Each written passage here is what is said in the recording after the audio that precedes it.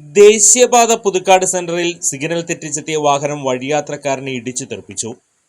പുതുക്കാട് സ്വദേശി തൃക്കൂക്കാരൻ വീട്ടിൽ 65 വയസ്സുള്ള അലക്സിനാണ് പരിക്കേറ്റത്. തിങ്കളാഴ്ച വൈകിട്ട് 7 മണിയോടെയായിരുന്നു അപകടം. പുതുക്കാട് സെന്ററിൽ ചെരുപ്പ് കട നടത്തുന്ന ആളാണ് അലക്സ്.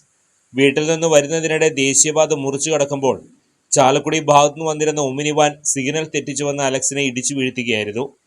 അപകട ദൃശ്യങ്ങൾ സമീപത്തെ വസ്ത്രവ്യാപാര സ്ഥാപനത്തിലെ നിരീക്ഷണ ക്യാമറയിൽ പതിഞ്ഞു. അപകടത്തിൽ പരിക്കേറ്റ് റോഡിൽ കിടന്നയാളെ വാഹനയാത്രികരാണ് തൃശൂരിലെ സ്വകാര്യ ആശുപത്രിയിൽ എത്തിച്ചത്. അപകടങ്ങൾ പതിവായ പുതുക്കാട് സെന്ററിൽ വെളിച്ചമില്ലാത്തത് വഴിയാത്രക്കാരെ ദുരിതത്തിലാക്കുകയാണെന്ന് നാട്ടുകാർ ആരോപിച്ചു.